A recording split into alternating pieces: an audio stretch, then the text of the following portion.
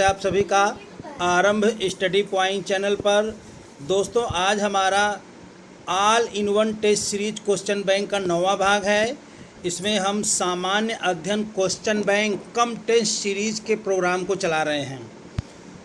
दोस्तों, आपसे अनुरोध होगा कि आरंभ स्टडी पॉइंट चैनल को सब्सक्राइब ज़रूर करें और अपने दोस्तों में, फ्रेंड्स में शेयर ज़रूर करें और बेल आइकन का बटन दबाएं ताकि समस्त वीडियो के जो जानकारी है आपको मिलती रहे।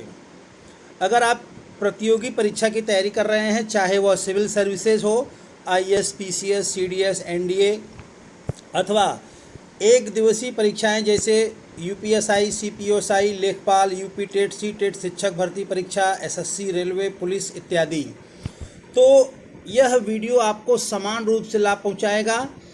आज का जो हमारा टॉपिक है बहुत ही महत्वपूर्ण टॉपिक है, विश्व अंतरिक्ष कार्यक्रम, वर्ल्ड स्पेस प्रोग्राम। तो इससे संबंधित जो है विगत कई परीक्षाओं में देखा गया है कि मिलान करने के लिए विभिन्न देशों का जो अंतरिक्ष कार्यक्रम है, यान है, या जो किस ग्रह के लिए भेजे गए हैं, उससे संबंधित प्रश्न काफ़ी आता है। तो दोस्तों, इसको ध्यान में रखते हुए हमने अपने इस टॉपिक को आज चुना है, तो विश्व अंतरिक्ष कार्यक्रम।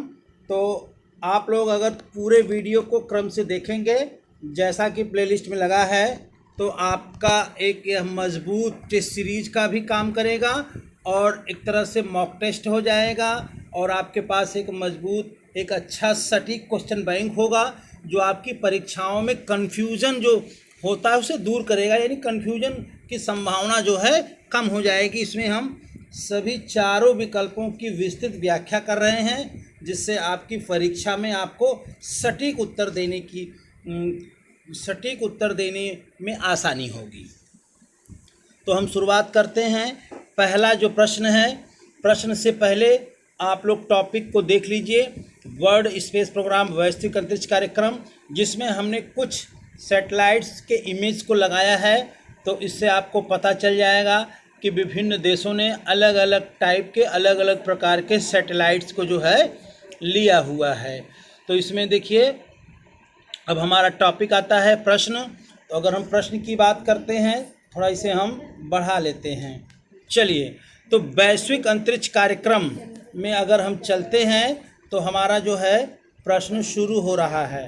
तो प्रश्न जो शुरुआत हो रही है, जिसमें मैं पहले प्रश्न को ले रहा हूं कि भारत एवं इजराइल के बीच हुए समझौते के तहत इजराइल का कौन सा उपग्रह भारत द्वारा अंतरिक्ष में भेजा गया। चलिए, तो भारत एवं इजराइल के बीच जो समझौता हुआ था उसके तहत कौन सा उपग्रह भेजा गया। दोस्तों, पहले हम उत्तर ले लेते हैं, इसके बाद इसकी व्याख्या करेंगे। तो इसमें जो है टोवैक्सी, बी ऑप्शन हमारा सही है, यानी टोवैक्सी सैटेलाइट को हम लोगों ने समझौते के तहत, यानी भारत की जो अंतरिक्ष एजेंसी है ISRO, Indian Space Research Organisation, उसके द्वारा भेजा गया। इसकी व्याख्या कर लेते हैं। तो टोवैक्सी उपग्रह तेल अवीव विश्वविद्यालय द्वारा तैयार किया गया था और इसे भेजने का समझौता 2003 में ही हुआ था दोनों देशों के मध्य, जिसे 2004 में इसरो द्वारा GSAT-4 के माध्यम से अंतरिक्ष में पहुंचाया गया। अच्छा, इस सैटेलाइट का उपयोग या उद्देश्य क्या था? तो अल्ट्रावायलेट जो रेज हैं उनके स्पेक्ट्रम की तस्वीर यानी इमेज लेने के लिए इसे भेजा गया था। तो इस प्रकार से देखा जाए दोस्तों, तो इसरो भारत ही नहीं दूसरे देशों के सैटेलाइट्स को भी अंतरिक्ष में भेजता है, उसके बदले में उसे काफ़ी पैसा मिलता है, मुनाफा मिलता है। और सबसे ज़्यादा एक साथ सैटेलाइट अंतरिक्ष में भेजने का जो रिकॉर्ड है वो भारत के ही नाम है। तो इस प्रकार से हम लोग इस प्रश्न को बारीकी से देख लेंगे और इसमें ये पूछ सकता है कि कब भेजा गया या किस यान को हमने इजराइल के किस सैटेलाइट को भेजा था, ये सारे प्रश्न पूछे जा सकते हैं, या किस लिए भेजा गया था, या यही टॉपिक दे कि यूवी रेज का स्पेक्ट्रम की तस्वीर लेने के लिए इसरो द्वारा कौन सा सैटेलाइट भेजा गया था। तो इस प्रकार से अगर देखें तो हमारा जो उत्तर होगा टोवैक्सी बिल्कुल सही है। चलिए दूसरे प्रश्न पे चलते हैं। नेक्स्ट क्वेश्चन पर तो विश्व की सबसे ऊंची वेधशाला स्थापित है, तो इसमें उत्तर सीधे आप चलते हैं हेनले लद्दाख में। इसकी हम व्याख्या कर लेंगे दोस्तों। हेनले, तो हेनले लद्दाख में लेह के दक्षिण पूर्व में एक स्थल है जहां पर विश्व की सबसे ऊंची वेधशाला 2001 में स्थापित की गई। यह 4500 मीटर की ऊंचाई पर स्थित है। यहाँ प्रकाशीय तथा अवरक्त खगोल भौतिकी का अध्ययन किया जाता है। भारतीय तारा भौतिकी संस्थान इसकी देखरेख करता है। यानी अगर हम व्याख्या करें तो विश्व का जो सबसे ऊंचा वेधशाला है, ऊंचाई पे स्थित वेधशाला है, वो हेनले है और ये लद्दाख में है और लेह के निकट है। तो हमारा ए ऑप्शन बिल्कुल सही होगा। ये यूपी पीसीएस में प्रश्न पूछा है। इसकी व्याख्या भी हमने देख ली। तो बाकी अन्य स्थलों को देख लें तो केप केनेडी फ्लोरिडा ये अमेरिका का अंतरिक्ष स्टेशन है। बैकानूर तजाकिस्तान ये रसिया का जो है अंतरिक्ष स्टेशन है। क्रामोस डेनमार्क, तो ये डेनमार्क का जो है स्थल है। तो इस प्रकार से हमें उत्तर जो है हमारा ए सही हो रहा है। नेक्स्ट क्वेश्चन पर चलते हैं। नेक्स्ट क्वेश्चन है कि वह प्रथम स्पेस प्रोब जिसे शनि के उपग्रह टाइटन पर जनवरी 2005 में सफलतापूर्वक उतारा गया। तो तीसरे नंबर अगर हम प्रश्न देखें तो इसमें जो है ह्यूजॉन्स सही होगा, यानी तीसरे में हमारा डी उत्तर सही होगा, ह्यूजॉन्स। अब इसकी व्याख्या कर लेते हैं। तो कैसिनी ह्यूजॉन्स अंतरिक्ष मिशन नासा द्वारा 1997 में शुरू किया गया। 2004 में शनि के उपग्रहों का अध्ययन करने के लिए इसे भेजा गया था तथा यह शनि के ग्रहों और उपग्रहों तथा छल्लों का अध्ययन किया।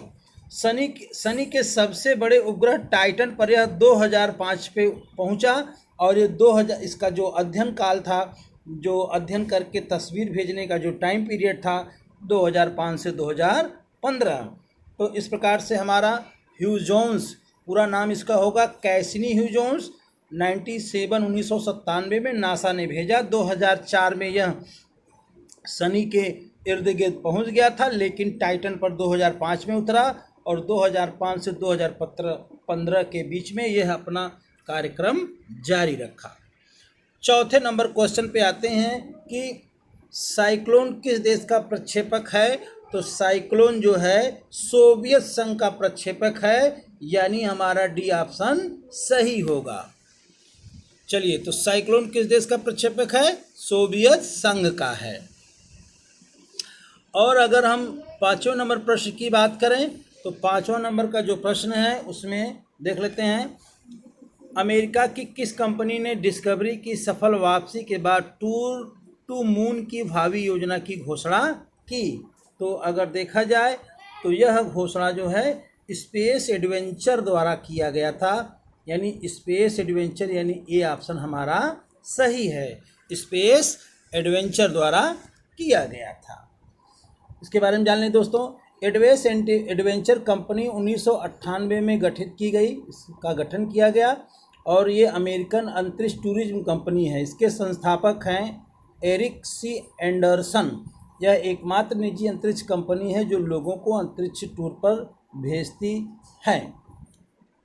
चलिए, तो निजी टूर के लिए भी ये काम करने लगे हैं कंपनियां। छठवें नंबर में चलते हैं। अंतरिक्ष यात्री को आकाश किस रंग का दिखाई देता है? तो सी ऑप्शन एकदम सही है, काले रंग का दिखाई देता है। और इसका कारण क्या है? उसका कारण है कि अंतरिक्ष में जलवाष्प धूल कणों का अभाव है, जिसके कारण से प्रकीर्णन की प्रक्रिया नहीं घटित होती और अंतरिक्ष का रंग काला दिखाई देता है। जबकि हमारे पृथ्वी के जो निचले मंडल हैं, धूल कण जलवाष्प की उपस्थिति के कारण प्रकीर्णन क्रिया होती है, इसीलिए प्रकीर्णन क्रिया के कारण हमारी पृथ्वी नीला दिखाई देती है और अधिकांश हिस्सा हमारा जलमंडल भी है। अब आगे बढ़ते हैं 7वें नंबर प्रश्न पे। तो नेक्स्ट क्वेश्चन हमारा जो है, चंद्रा एक्स रे टेलीस्कोप का प्रक्षेपण कब किया गया? ये सवाल पूछ रहा है, टाइम। तो 7वें नंबर में 1900। चलिए, तो 7वें प्रश्न पर चलते हैं हम लोग। नेक्स्ट क्वेश्चन हमारा जो 7वां है, 7वां क्या कह रहा है कि चंद्रा एक्सरे टेलीस्कोप का प्रक्षेपण कब किया गया? तो इसमें सी ऑप्शन सही होगा, 1999 में किया गया। यानी कब किया गया? तो अगर सवाल कब पूछ रहा है तो 1999 में किया गया। तो इस प्रकार से हम देखें तो हमारा ये सी ऑप्शन सही होगा। यानी चंद्रा एक्सरे टेलीस्कोप कब गया अंतरिक्ष में? तो 1999 में। नेक्स्ट क्वेश्चन पे चलते हैं कि 12 जनवरी 2005 को डीप इम्पैक्ट नामक यान केप कैनवरल फ्लोरिडा से किस प्रक्षेपक द्वारा अंतरिक्ष में भेजा गया? तो 8वां में जो बी सही होगा, डेल्टा 2। दोस्तों इसकी व्याख्या कर लें तो डीप इम्पैक्ट नासा द्वारा 12 जून 2005 को डेल्टा सेकेंड यानी 2 रॉकेट द्वारा भेजा गया था और एक कॉमेट टेम्पल धूमकेतु का अध्ययन करने के लिए भेजा गया था। 2013 में यह मिशन समाप्त हो गया। यानी इसकी ये व्याख्या हो गई। तो नेक्स्ट क्वेश्चन पे चलते हैं। इम्पैक्टर जो कि टेम्पल 1 नाम धूमकेतु से जुलाई 2005 में टकराया था, इस धूमकेतु यानी कॉमेट की खोज किसने की थी? तो 9 नंबर जो प्रश्न है उसमें ए सही होगा। यानी हमारा अर्नेस्ट टेम्पल, उन्हीं के नाम पर ही इसका नाम रखा गया है। जो कि 8वें नंबर प्रश्न जो है, 8वां और 9वां जो है प्रश्न आपस में एक दूसरे के भाग हैं, हिस्से हैं। चलिए अब दे रहा है कि रोजेटा नामक अंतरिक्ष यान विश्व के किस अंतरिक्ष एजेंसी का यान है? तो अगर 10वां देखा जाए तो रोसेटा, इसकी पहले उत्तर देख लेते हैं। तो जो रोसेटा है ये यूरोपीय अंतरिक्ष एजेंसी का कार्यक्रम है। यानी हमारा बी ऑप्शन सही होगा। इसकी व्याख्या देखते हैं तो रोसेटा यूरोपियन अंतरिक्ष एजेंसी द्वारा कोरू अंतरिक्ष केंद्र से 2 मार्च 2004 को अंतरिक्ष में भेजा गया और यह 67P कॉमेट धूमकेतु का अध्ययन करने के लिए भेजा गया था। इसमें 50 करोड़ रुपए जो है खर्च हुए थे और यह 50 करोड़ किलोमीटर दूर है हमारी पृथ्वी से और 2014 में यह पहुंचा। यानी 2004 में भेजा गया, 14 में पहुंचा, यानी 10 वर्षों का समय लगा। और उस कॉमेट का नाम याद रखिएगा, क्या है? 67P। यानी 10 वर्षों में जो है ये रोसेटा नामक यूरोपीय अंतरिक्ष एजेंसी पहुंचा अपने मिशन पर। और धूमकेतु पर पहली बार यान जो है कोई पहुंचा है तो उसका नाम रोसेटा। यानी ये भी सवाल पूछ सकता है कि धूमकेतु पर पहुंचने वाला पहला यान कौन है? तो इसमें रोसेटा ही होगा। यानी अंतरिक्ष एजेंसी, यूरोपीय अंतरिक्ष एजेंसी का रोसेटा जो है पहली बार पहुंचा है। 2007 में 11 नंबर प्रश्न पे चलते हैं कि 2007 में मंगल ग्रह पर नासा ने कौन सा यान भेजा? हाँ, तो 11वें नंबर प्रश्न को देखा जाए तो बी ऑप्शन इसमें एकदम सही होगा, फिनिक्स मार्स स्काउट जो है इसको यूएसए ने मंगल ग्रह पर भेजा था। इसकी व्याख्या कर लेते हैं। फिनिक्स मार्स स्काउट को नासा द्वारा 4 अगस्त 2007 को जो है भेजा था। 2 नवंबर 2008 को यह अपने मिशन पर पहुंचा। डेल्टा 2 रॉकेट द्वारा यह मंगल पर पहुंचा, रॉकेट द्वारा भेजा गया था। और यह क्यों गया था? तो मंगल पर तापमान एवं गैस का विश्लेषण करने के लिए, यानी थर्मल इवोल्यूशन एनालाइजर के रूप में गया था। इसके अलावा मंगल पर जीवन, वातावरण, पानी का अनुसंधान करने के लिए भेजा गया था। यानी फिनिक्स मार्स स्काउट जो है मंगल ग्रह के अध्ययन के लिए गया था। अब 12वें नंबर प्रश्न पे चलते हैं। 12वां क्या कह रहा है कि यूरोपीय संघ की गैलीलियो परियोजना किससे संबंधित है? तो बी ऑप्शन एकदम सही होना चाहिए, संचार होगा। और ये लगभग 100 करोड़ यानी 100 करोड़ बिलियन का 100 करोड़ रुपए का एक तरह से उनकी अंतरिक्ष से संबंधित परियोजना है जिसमें ब्रिटेन शामिल नहीं था। चलिए 13वें नंबर पे आते हैं। किसे हमारी पृथ्वी पर जीवन का अग्रदूत माना जाता है? बहुत ही महत्वपूर्ण प्रश्न है दोस्तों। अगर देखा जाए 13वां तो धूमकेतु यानी कॉमेट होगा। यानी कॉमेट जो है धूमकेतु जीवन के अग्रदूत माने जाते हैं। यानी बी ऑप्शन हमारा सही है। इसकी व्याख्या कर लेते हैं दोस्तों। धूमकेतु सौर मंडलीय निकाय है जो पत्थर, धूल, बर्फ और गैस से बने होते हैं। यह ग्रहों के समान सूर्य की परिक्रमा करते हैं और ये इनकी जो परिक्रमा की टाइम है वो कभी कभी 6 वर्षों से लेकर 200 वर्षों तक होती है। कुछ धूमकेतु का पथ वलयाकार एवं कुछ का आकार अंडाकार होता है। वलयाकार वलयाकार मात्र वलयाकार आकृति में जो घूमते हैं मात्र एक ही बार वो दिखाई देते हैं, फिर वो नज़र नहीं आते हैं। और इनके दो पूँछ होती हैं और पहला धूल कणों से युक्त तो दूसरा आयोनाइज्ड, और इन्हीं को कोमा कहा जाता है, यानी कोमा से इनका निर्माण होता है। तो इस प्रकार से कहें दोस्तों तो जीवन के जो शुरुआती जो जीवन का अग्रदूत है, जो शुरुआत माना जाएगा धूमकेतु से माना जाएगा, क्योंकि यहाँ पर जीवन के लिए जो जरूरी गैस, जल और धूलकण है वो यहाँ पर उपस्थित थे। तो किसे हमारी पृथ्वी का जीवन का अग्रदूत माना जाएगा? ये बहुत ही इंपॉर्टेंट प्रश्न है, धूमकेतु होगा, कॉमेट, इसको याद कर लेंगे। चलिए, तो 13 नंबर प्रश्न हो गया हमारा। अब हम 14वें प्रश्न पर चलते हैं। थोड़ा सा इसका हम इमेज बढ़ा लेते हैं। 14वां प्रश्न हमारा क्या कह रहा है? कुपर मेखला कहाँ स्थित है? तो सूर्य के पार, बृहस्पति के पार, प्लूटो के पार या मंगल बृहस्पति के पार? तो कुपर मेखला प्लूटो के पार है, यानी जो हमारे ग्रहों का जो परिधि है उससे ये बाहर होगा, यानी सूर्य के पार होगा। चलिए, तो अगला क्वेश्चन हमारा जो है, यानी कुपर मेखला प्लूटो के मार स्थित है, इसमें हमारा ए ऑप्शन बिल्कुल सही होगा। अगर हम ए को टिक करेंगे तो हमारा ये इसमें सी ऑप्शन हमारा सही होगा। चलिए, अगला है जेनेसिस प्रोब किसके अध्ययन के लिए प्रक्षेपित किया गया था? सूर्य एवं सौरमंडल, मंगल, शनि एवं शनिमंडल, चंद्रमा। तो 15वां में देखा जाए तो ए ऑप्शन सही होगा, सूर्य एवं सौर मंडल। तो नासा के डेल्टा सेकंड द्वारा अगस्त 2001 में से छोड़ा गया था और ये लैंडिंग हुआ था 2004 में, यानी अपने मिशन पर जब पहुंचा था 2004 में। चलिए, यानी लगभग 4 सालों का वक्त इसमें लगा। 16वां नंबर दिया है कि लॉग्रेंज पॉइंट क्या है? तो इसका उत्तर हम देख लेते हैं। तो 16वां नंबर में बी सही होगा, यानी पृथ्वी और सूर्य का गुरुत्व संतुलन बिंदु, यानी वह बिंदु जहाँ पर पृथ्वी और सूर्य का गुरुत्व समान होता है, यानी कोई भी चीज़ जो है बीच में एकदम अटकी हुई होती है, इसे कहीं कहीं सीरियल स्मिथ त्रिशंकु भी कहा गया है। तो लॉग्रेंज पॉइंट क्या है? तो पृथ्वी और सूर्य के गुरुत्व का संतुलन बिंदु है, इसको याद कर लेंगे।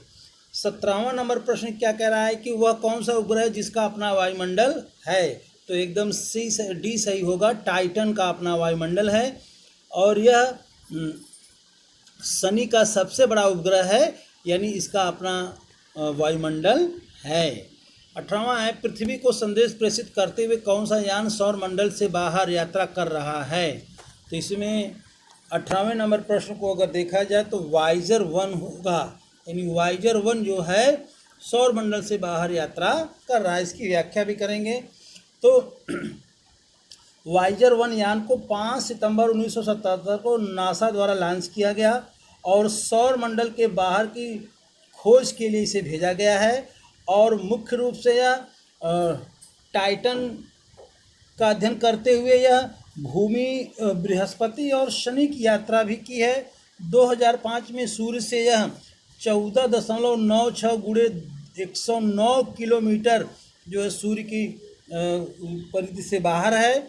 इस प्रकार से देखा जाए तो ये हीलियोसेथ भाग में पहुंच चुका है, जहां पर सूर्य का गुरुत्व प्रभाव धीरे धीरे खत्म होने शुरू हो जाता है और अंतर खगोलीय अंतरिक्ष प्रारंभ हो जाता है, यानी दूसरा अंतरिक्ष यानी दूसरा खगोलीय भाग शुरू हो जाता है। 2020 तक इसके संकेत पृथ्वी पर जो है मिल रहे हैं। इसके संकेत आने पर 13 घंटे का समय लगता है, यानी इसका संकेत या सूचना आने में अपने जहां पर ये पहुंचा है उसमें लगभग 13 घंटा अभी लगता है। यानी 1977 में शुरू हुआ, 2006 में यह सूर्य की परिधि से काफ़ी दूर चला गया और बृहस्पति और शनि की और तथा टाइटन की भी यात्रा करते हुए यह बाहर निकला, यानी सौर मंडल के हमारे परिधि से बाहर निकल चुका है। उसका नाम है वाइजर 1, 1977 में भेजा गया।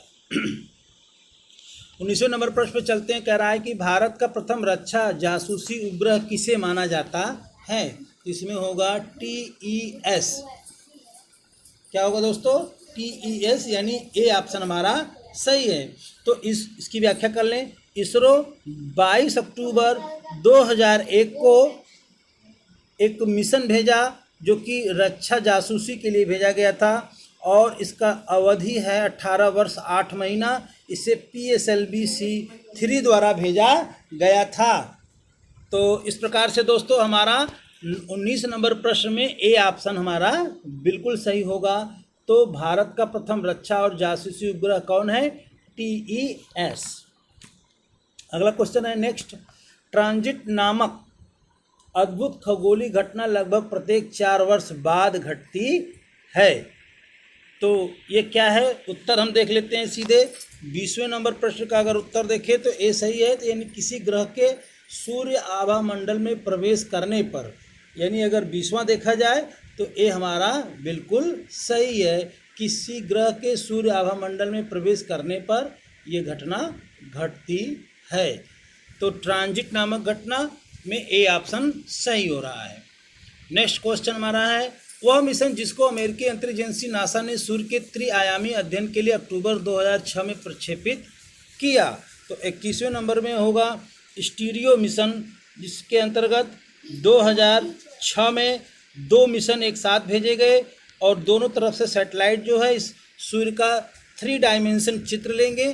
तो 21 नंबर में हमारा ए ऑप्शन सही होगा, स्टीरियो मिशन, जो कि 3 डायमेंशन चित्र जो है हमारी सूर्य का भेजा है, जिससे हमें 3 डायमेंशंस उसकी चित्र को देखने में आसानी हुई है, उसके अध्ययन करने में आसानी हो रही है। अगला है, विज्ञान कथा पर आधारित फिल्म स्टार वार के निर्देशक कौन थे? तो 22वें नंबर में सी सही है, जॉर्ज लुका वाच। जॉर्ज लुका वाच विज्ञान से संबंधित ये स्टार वार नामक फिल्म था। CDS का प्रश्न है। साइक्लोन क्या है? तो साइक्लोन जो है, इससे पहले ही ऑप्शन में मैंने बताया कि रूस का जो है ये क्या है? रॉकेट है साइक्लोन। साइक्लोन क्या है? रूस का रॉकेट है। 1962 से 1972 के बीच में ये प्रक्षेपण प्रक्रिया में लगा हुआ था। अंतरिक्ष यान मैगेलन तथा ऑर्बिटर मैसेंजर भेजा गया। तो 24वें नंबर में हमारा है मंगल के लिए। अभी इसकी व्याख्या हमने की है। तो मंगल के लिए मैगेलन तथा ऑर्बिटर मैसेंजर को भेजा गया था मंगल ग्रह का अध्ययन करने के लिए। नेक्स्ट क्वेश्चन है 25वां। मंगल ग्रह का एक टुकड़ा अंटार्कटिका से मिला है, इसका क्या नाम है? तो 25वें नंबर में देखा जाए तो ए है AHL 8400, यानी ए ऑप्शन बिल्कुल सही है। आप लोग इसको टिक कर लिए। चंद्रमा पर उतरने वाला पहला मानव युक्त अंतरिक्ष मॉड्यूलर, तो बिल्कुल सही है। कुछ लोग कंफ्यूज होंगे। ओरियन तो स्पेस ओरियन 11 से तो गया था, लेकिन वो जो मॉड्यूलर का नाम है तो वो होगा ईगल होगा। इसको आप लोग टिक कर लेंगे दोस्तों। अगला ऑप्शन दे रहा है प्रश्न। नेक्स्ट क्वेश्चन है, अंतरिक्ष यान की गति कम करने के लिए प्रयुक्त होता है। तो बी ऑप्शन सही है, पश्चगतिक रॉकेट। यानी अंतरिक्ष यानों की गति अगर तीव्र है तो उसे कम करने के लिए पश्चगतिक रॉकेट का हम प्रयोग करते हैं। अगला है नेक्स्ट क्वेश्चन, प्रक्षेपण के बाद अंतरिक्ष यान गुरुत्वाकर्षण और वायुमंडल के प्रतिरोध के कारण जिस मार्ग पर बढ़ता है उसे क्या कहते हैं? तो 28वें नंबर को जो क्वेश्चन में जो है ए ऑप्शन सही होगा, बैलिस्टिक ट्रॉजेक्ट्री। यानी 28वें नंबर में हमारा क्या होगा? ए ऑप्शन बिल्कुल सही होगा। ठीक है, तो इस प्रकार से 28 नंबर का हमारा प्रश्न हुआ। अब हम लोग अगले क्वेश्चन पे चलते हैं। जो हमारा क्वेश्चन अगला है उसकी बात कर लें। 29वां नंबर का क्वेश्चन 29। तो 29 में आ जाते हैं। 29 कह रहा है कि नासा द्वारा चंद्रमा एवं मंगल पर क्रमशः वर्ष 2014 एवं 2020 में भेजे गए या भेजे जाने वाले यान मानव युक्त अंतरिक्ष यान की संज्ञा है। तो 29 नंबर प्रश्न में देखा जाए तो इसका नाम क्या है, ओरियन है, यानी बी ऑप्शन हमारा सही है, ओरियन 2014 एवं 2020। चलिए अगला क्वेश्चन है नेक्स्ट। इसरो तथा अमेरिका की प्रमुख प्रतिरक्षी कंपनी रेथियोन द्वारा संयुक्त रूप से विकसित वह नेविगेशन प्रणाली जो भारत में हवाई यातायात को सैटेलाइट की सहायता से सटीकता के साथ नियंत्रित करेगा, तो वो होगा गगन। तो ये गगन होगा। दोस्तों जीपीएस देखा जाए तो ये अमेरिका का जो है ग्लोबल पोजिशनिंग सिस्टम है। तो हमारा स्वदेशी अगर ग्लोबल पोजिशनिंग यहाँ पे पूछ लेगा तो स्वदेशी हमारा नाविक ग्लोबल पोजिशनिंग सिस्टम है। तो स्वदेशी नाविक है, लेकिन यहाँ पर उत्तर जो होगा वो गगन सही होगा। दोस्तों गगनयान मिशन भी हमारा चल रहा है। हम भारतीय सैटेलाइट कार्यक्रम पर एक अलग से वीडियो बनाएंगे जिसमें भारत के जो इसरो द्वारा जो है जितने भी अंतरिक्ष से संबंधित ऐतिहासिक और जो भी सैटेलाइट्स भेजा है, तो भारतीय अंतरिक्ष कार्यक्रम जो है हमारा अगला वीडियो होगा जिसमें हम भारत के अंतरिक्ष कार्यक्रम का वृहद और विशद व्याख्या करेंगे। उनका हम प्रश्नों का एक सेट आपके लेकर सामने उपस्थित जल्द ही होंगे। चलिए तो इससे गगन उत्तर होगा, यानी हमारा इसमें सी सही हो रहा है। अगला क्वेश्चन है नेक्स्ट। चंद्रकक्षी मिशन सेलिन 1 निम्नलिखित में से किस एक का है? तो अगर 31 नंबर क्वेश्चन को देखें इसमें सी सही होगा, यानी जापान होगा। यानी सेलिन मिशन किसका है? तो जापान का है। नेक्स्ट क्वेश्चन है निम्नलिखित में से कौन सा एक अंतरिक्ष यान है? ये आईएएस का प्रश्न है। तो एपिफोर्स, कैसिनी, स्पित्ज़र, टेक्सार। तो अगर 32 नंबर क्वेश्चन को देखा जाए तो कैसिनी होगा। इसके बारे में अभी हाल ही में हमने पिछले क्वेश्चन पे हमने इसकी चर्चा किया था। तो कैसिनी के बारे में बात हुई थी। तो अगला जो हमारा क्वेश्चन है उसकी बात कर लेते हैं हम लोग। कैसिनी ह्यू जोन्स, जो कि नासा द्वारा 1997 में शुरू किया गया था।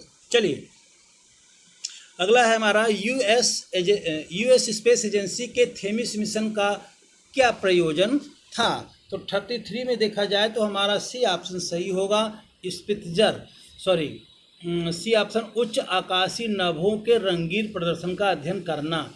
यानी आकाश में जो रंगीन प्रदर्शन होता है उसका अध्ययन करने के लिए अमेरिका ने थेमिस मिशन की शुरुआत की है। चलिए ये आईएएस का प्रश्न है। अगला क्वेश्चन जो है देख लेते हैं कि नेक्स्ट क्वेश्चन, नासा द्वारा छोड़ा गया स्पेस क्राफ्ट न्यू हॉरिजॉन्स किसका अध्ययन करने के लिए भेजा गया था? तो न्यू हॉरिजॉन्स किसका अध्ययन करने के लिए भेजा गया था? 34 में देखें तो बी ऑप्शन सही होगा, प्लूटो के लिए। वैसे न्यू हॉरिजॉन्स जो है प्लूटो ग्रह के अध्ययन के लिए अमेरिका ने भेजा था। अब अगला क्वेश्चन एसएससी में पूछ रहा है कि वाह्य अंतरिक्ष में चलने वाला पहला अंतरिक्ष यात्री कौन है? तो 35वें नंबर में ज़्यादातर लोग कंफ्यूज होकर के नील आर्मस्ट्रांग को टिक करेंगे, लेकिन अगर देखा जाए तो अलेक्सी लियोनोव सही होगा। अलेक्सी लियोनोव हमारा सही होगा ऑप्शन। चलिए नेक्स्ट क्वेश्चन, नासा का डीप इम्पैक्ट अंतरिक्ष मिशन कौन से धूमकेतु केंद्रक के विस्तृत चित्र लेने के लिए प्रयोग में लाया गया था? तो 36 नंबर में डी सही होगा, टेम्पल 1, यानी डी ऑप्शन हमारा सही है, टेम्पल 1। ये भी आईएएस का प्रश्न है। नेक्स्ट क्वेश्चन हमारा है, भारत ने हाल में चंद्रमा संघट्ट अन्वेषी मून इम्पैक्ट प्रोब चंद्रमा पर उतारा। निम्नलिखित देशों में से किस देश ने इसी तरह का अन्वेषी चंद्रमा पहले उतारा था? तो 37 में हमारा देखा जाए तो डी सही है, जापान ने। यानी जो भारत का जो चंद्र मिशन है वो किस देश के चंद्र मिशन की हुबहू है? तो वो जापान से मिलता जुलता है। ये भी आईएएस में ही प्रश्न पूछा गया है।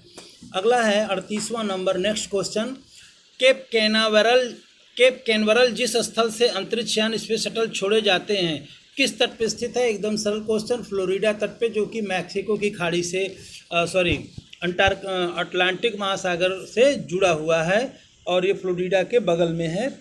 फ्लोरिडा उसका दक्षिणी पूर्वी प्रांत है, तो वहीं से ये भेजा जाता है। 39 में आते हैं, एक देश अपने सेलेनोलॉजिकल तथा अभियांत्रिक अन्वेषक परीक्षणकर्ता को चंद्रमा की कक्षा में भेजकर एशिया के प्रथम देश तथा प्रथम देश हुआ था। यह यश प्राप्त करने वाला देश है। ये यूपीए पीसीएस का प्रश्न है। तो 39 में हमारा ए ऑप्शन सही होगा, यानी जापान सही होगा। तो 39 क्वेश्चन में हमारा कौन सा उत्तर सही रहा दोस्तों? ए, यानी सेलिनी चंद्रमा की कक्षा में भेजकर एशिया, यानी एशिया में चंद्रमा पर भेजने वाला जो पहला मिशन है वो एशिया में पहला कौन हो जाएगा? तो जापान हो जाएगा। रूस इसलिए नहीं क्योंकि रूस जो है एशिया का हिस्सा नहीं, मुख्य रूप से यूरोप का है, उसे यूरेशिया भी कहते हैं। 40 नंबर के प्रश्न में चलते हैं नेक्स्ट क्वेश्चन पर। तो नासा के अनुसार मंगल ग्रह पर उपस्थित जीवन के अब तक पाए गए लक्षणों में सम्मिलित है केवल जल। सीधे उत्तर देखते हैं दोस्तों। 40 नंबर क्वेश्चन में सी सही होगा, जल, जिप्सन और मीथेन सही होगा, यानी जल, जिप्सन और मीथेन। यानी मंगल ग्रह पर उपस्थित जीवन के अब तक पाए गए लक्षणों में सम्मिलित है। तो 3 चीज़ें इसमें है, जल भी है यानी बर्फ है, जिप्सन है और मीथेन गैस है, यानी जल, गैस और चट्टान के रूप में जिप्सन, जिसे प्लास्टर ऑफ पेरिस कहते हैं आप। चलिए नेक्स्ट क्वेश्चन है, गैलीलियो परियोजना क्या है? तो सीधे उत्तर पे आते हैं। तो डी ऑप्शन सही है। गैलीलियो परियोजना यूरोपीय संघ द्वारा विकसित की जा रही बहु उपग्रह संचालन परियोजना है। इससे पहले वाले प्रश्न की आगे जो है इसका वर्णन हो चुका है। तो यूरोपीय संघ द्वारा बहुसंचार परियोजना को ही गैलीलियो परियोजना कहा गया है। नासा 42 क्वेश्चन है, ये पीसीएस का प्रश्न है। नासा की जेट प्रपोल्सन लेबोरेटरी कहाँ पर स्थित है? तो ये भी सवाल जो है काफ़ी क्लियर है आप लोगों को। तो 44 में देखा जाए तो ए ऑप्शन होगा, ह्यूस्टन में होगा, यानी ह्यूस्टन में उसका जो है प्रपोल्सन प्रणाली नासा का है। 43 क्वेश्चन में आते हैं, निम्नलिखित युग्मों में से कौन सा एक सही सुमेलित नहीं है? ये भी आईएएस का प्रश्न है, मिलान करना है इसमें। तो कौन सा सुमेलित नहीं है, केवल यही बताना है। तो 43वें में डी देखा जाए, अटलांटिस जो है अंतरिक्ष स्टेशन नहीं है, ये यान है, यानी कॉस्मिक बैकग्राउंड उपग्रह कार्यक्रम एक्सप्लोर। फॉल्कॉन समुद्रगत केबल तंत्र है, ये सही है। डिस्कवरी अंतरिक्ष स्टेशन है, शटल है। उसी तरह अटलांटिस भी जो है एक तरह से यान है। तो यहाँ पे अंतरिक्ष स्टेशन दिया है। तो अंतरिक्ष स्टेशन हमारा ISS है, इंटरनेशनल स्पेस स्टेशन। चलिए ये भी IS का ही प्रश्न है, काफ़ी जटिल दिया हुआ है, मिलान करना है इसमें। इसीलिए दोस्तों मैं बार बार कह रहा हूँ कि अंतर्राष्ट्रीय जो अंतरिक्ष कार्यक्रम है उससे संबंधित कौन सा अभियान, कौन सा यान और किसके द्वारा, और कौन सा शटल, कौन सा स्पेसक्राफ्ट कहाँ भेजा गया, किसके अध्ययन के लिए भेजा गया, क्या उद्देश्य है, उसका टाइम पीरियड क्या है।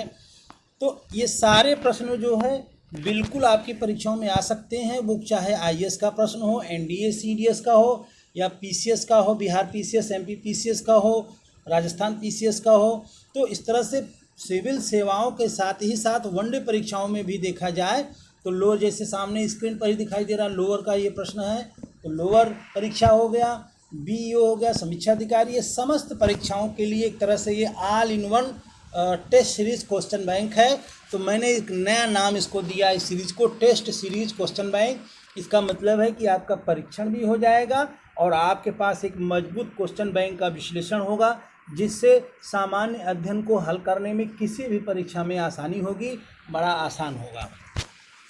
तो अगले क्वेश्चन पे चलते हैं। 45वां है, सूची 1 को सूची 2 के साथ सुमेलित करना है। कूट है हमारा। तो curiosity rover tablet, messenger DRDO का मानव रोहित अभियान, रुस्तम USA का मंगल ग्रह अन्वेषी अंतरिक्ष यान, आकाश 2 नासा का बुध। तो इस तरह से ये गलत सीरीज मिलान किया हुआ है, गलत सीरीज दिया हुआ है। अगर हम इस सीरीज को मिलान करें तो हमारा उत्तर क्या सही होगा? तो देखा जाए तो क्यूरोसिटी रोवर ये US का मंगल ग्रह अन्वेषण है, यानी हमारा ए में हमारा क्या होगा? 3 सही होगा। मैसेंजर इसको छोड़ देते हैं। रुस्तम क्या है? तो रुस्तम जो है DRDO का मानव रोहित UAV है, एक तरह से ड्रोन है हमारा। सॉरी, रुस्तम क्या है? एक तरह से हमारा ड्रोन है। तो रुस्तम हमारा क्या है? ड्रोन है।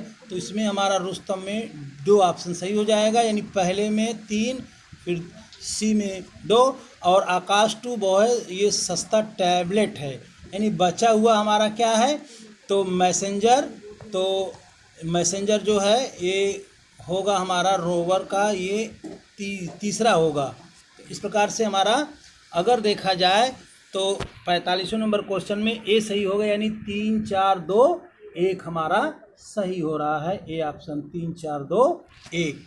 इसको मिलान करेंगे यहाँ से, इसको मिलान करेंगे यहाँ से, इसको मिलान करेंगे यहाँ से, और इसको मिलान करेंगे यहाँ से। तो इस प्रकार से हमारा प्रश्न ये सही होगा। 46 नंबर क्वेश्चन चलते हैं।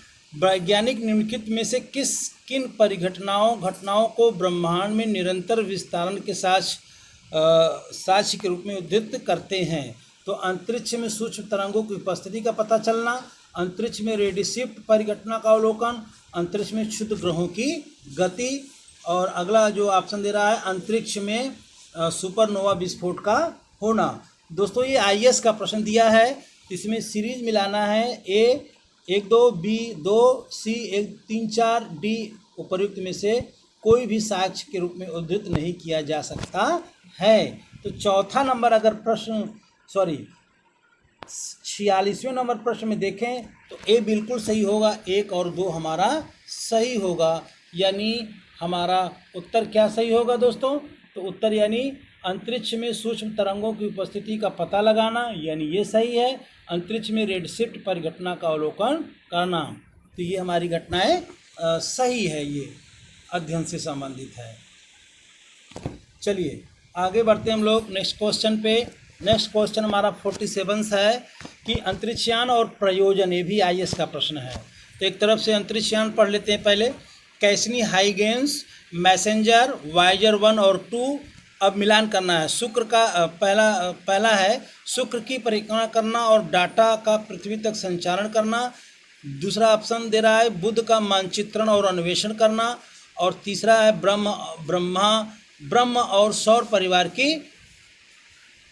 का अन्वेषण करना, या वाह सौर परिवार का अन्वेषण करना, वाह सौर परिवार का अन्वेषण करना। तो 47वें में देखा जाए तो बी ऑप्शन सही है, केवल 2 और 3 मिल रहा है। यानी मैसेंजर बुध का मानचित्रण और अन्वेषण कर रहा है, वायेजर 1 और 2 वाह सौर परिवार में पहुंच रहा है। ये मिलान सही है, ये हमारा मिलान सही नहीं है। कैसनी हाइगेंस के बारे में हमने शुरू में ही आपकी व्याख्या की, अगर उसको आप देख लेंगे तो जो कैसनी हाइगेंस है नासा द्वारा 1997 में शुरू हुआ, और शनि के उपग्रहों का अध्ययन करने के लिए, तो शनि की परिक्रमा करने के लिए नहीं, शनि के उपग्रहों का अध्ययन करने के लिए भेजा गया था। चलिए अगले क्वेश्चन नेक्स्ट क्वेश्चन पे चलते हैं। नेक्स्ट क्वेश्चन हमारा है 21 दिसंबर 2015 को निम्नलिखित में से किसने फाल्कन 9 नामक रॉकेट अंतरिक्ष में प्रक्षेपित कर उसे प्रक्षेपण स्थल पर पुनर्वास लाने में सफलता प्राप्त की? तो 48वां का जो क्वेश्चन होगा बी ऑप्शन सही होगा, नासा यानी नेशनल एरोनॉटिक स्पेस एजेंसी हमारा सही होगा। चलिए अगले प्रश्न पे चलते हैं नेक्स्ट पर। निम्नलिखित में से किस देश की अंतरिक्ष एजेंसी ने 17 दिसंबर 2015 को ब्रह्मांड में डार्क मैटर की खोज के लिए डार्क मैटर पार्टिकल एक्सप्लोरर यानी डैम्प का प्रक्षेपण किया? तो 49 में डी सही होगा, चीन ने किया। यानी 49 में अगर देखा जाए तो चीन भी जो है अंतरिक्ष कार्यक्रम में अब तेजी से उभर रहा है। यानी डार्क मैटर। 10वां नंबर का जो प्रश्न दे रहा है वो गुरुत्वाकर्षण की खोज के लिए दे रहा है। तो 3 दिसंबर 2015 को लिसा पाथफाइंडर मिशन प्रक्षेपित किया गया, तो किसके द्वारा? ये भी ये होगा, ए ऑप्शन इसमें सही होगा, यूरोपीय अंतरिक्ष एजेंसी द्वारा, यानी ए ऑप्शन हमारा सही है। तो अगर इसको एक बार फिर से देख लें तो लिसा पाथफाइंडर मिशन यूरोपीय अंतरिक्ष एजेंसी द्वारा भेजा गया। तो दोस्तों इस प्रकार से हमने लगभग 50 प्रश्नों की विशद व्याख्या की है। ये वीडियो थोड़ा बड़ा होगा लेकिन ज़रूर इसको पूरा देखेंगे, शेयर करेंगे और इनका परीक्षण करेंगे तो ज़रूर आपके एग्ज़ाम में जो है आपको आपके प्रश्न ज़्यादा सही होंगे। तो इस प्रकार से हम अपनी बात को यहीं समाप्त करते हैं। धन्यवाद, नमस्कार।